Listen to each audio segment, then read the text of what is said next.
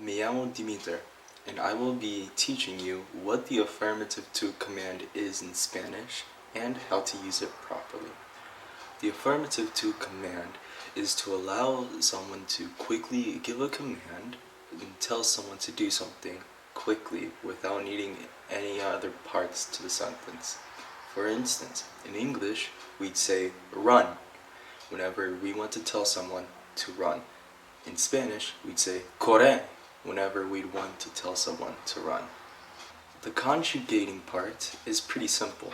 You just take the verb and then you conjugate it into its he, she, present tense form. So saltar, to jump, becomes saltar, jump. And escribir, to write, becomes escribe, write. When dealing with affirmative to commands, there really aren't that many differences between English grammar and Spanish grammar, except of course if you want to add IOPs, indirect objects, or DOPs, direct objects. The affirmative to commands is actually a pretty simple thing to study for. All there are is just some irregulars and grammar rules for indirect objects, direct objects, and reflexives, and that's pretty much it. It's pretty close to English, so you can have a language you can reference from. Now, the irregulars. The irregulars are tener, poner, venir, salir, ir, ser, decir, and hacer. For tener, poner, venir, and salir, it's pretty simple. All you do is just remove the infinitive part of the verb. So tener would become ten, poner would become pon, venir would become ven, and salir would become sal. Pretty simple. Now, however, for ir, ser, decir, and hacer, it's a bit different. For ir, it would be va, v-a.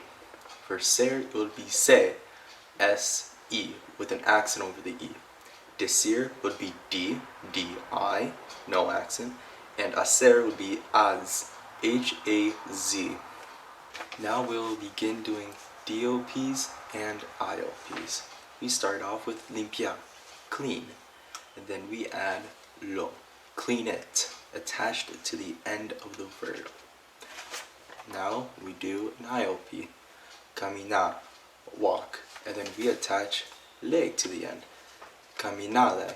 This becomes walk to him, her, or it. Now, when doing reflexives, you want to keep the reflexives at the beginning and do not have it attached. For instance, te limpia, clean yourself.